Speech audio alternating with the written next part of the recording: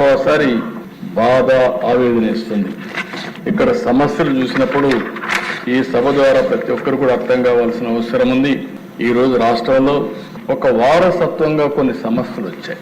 గంజాయి గడిచిన 5 సంవత్సరాలుగా దేశంలో ఎక్కడ గంజాయి దొరికినా దానికి మూలాలు ఎక్కడి నుంచి వచ్చాయంటే దానికి చిరునామాగా ఆంధ్రప్రదేశ్ వచ్చే పరిస్థితి వచ్చింది. విశాఖపట్నం అనే పరిస్థితికి వచ్చింది.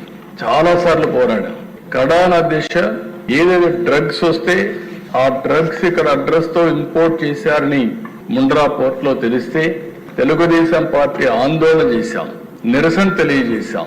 నిరసన తెలియజేసిన పాపానికి తెలుగుదేశం పార్టీ పైన ఆఫీస్ పైన అటాక్ చేశారు. అంటే ఎక్కడికి పోతారో మనకు అర్థం కాని పరిస్థితి.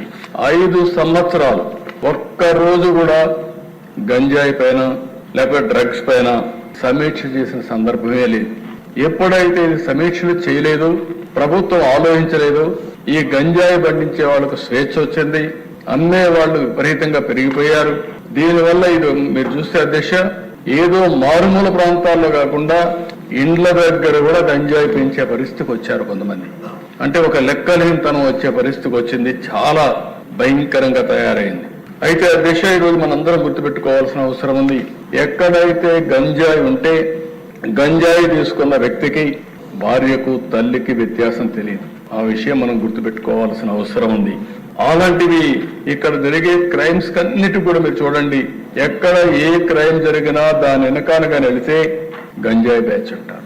ఆ నెట్వర్క్ కూడా దేశ నేను ఎప్పుడూ ఊహించలేదు. పగడ్బందీ నెట్వర్క్ తయారైంది. ఎక్కడి నుంచి వస్తుంది, ఏ విధంగా ట్రాన్స్పోర్ట్ చేస్తారు. ఈవెన్ కొన్ని అయితే మీరు చూస్తే మనం ఈ పార్సల్ సర్వీస్ వస్తా ఉంటే అందులో కూడా విదేశాలకు కూడా పంపించే పరిస్థితికి వచ్చారు.